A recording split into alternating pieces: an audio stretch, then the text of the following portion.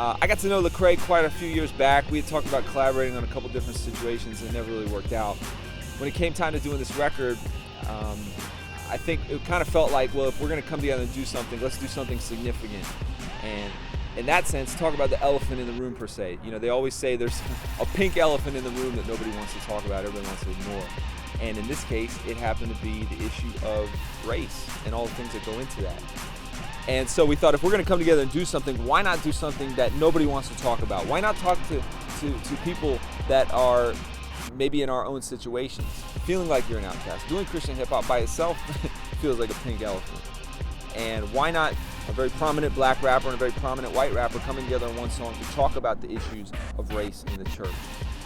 What I took away from his verse was that he felt sort of rejected in the black church, being a young black male and wanting to do hip-hop, and thus being embraced in the white church, almost fish out of water experience.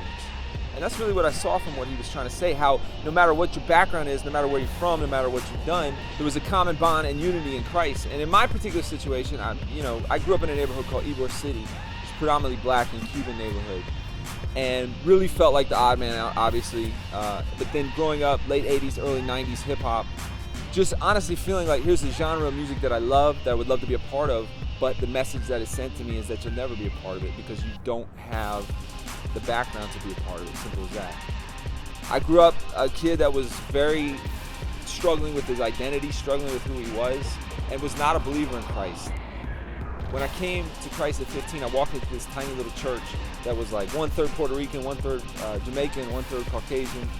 And they just embraced me with so much love. It was just such an obvious love that God had that I couldn't help but see who Jesus was in them. And as I stepped in that church, my life was transformed. And from that point forward, it was ironic that God almost gave me back hip-hop music, but with a different purpose. And in my particular situation, where that came and where that began to happen is that, I started as an inner city youth pastor, left that to do this music. I think really what the whole idea behind the song is that we have so many differences, so many things that should divide us, yet we have the one thing that unites us, and that is who Jesus is. And that's really summed up in what he says in the chorus: they like me because they're just like me.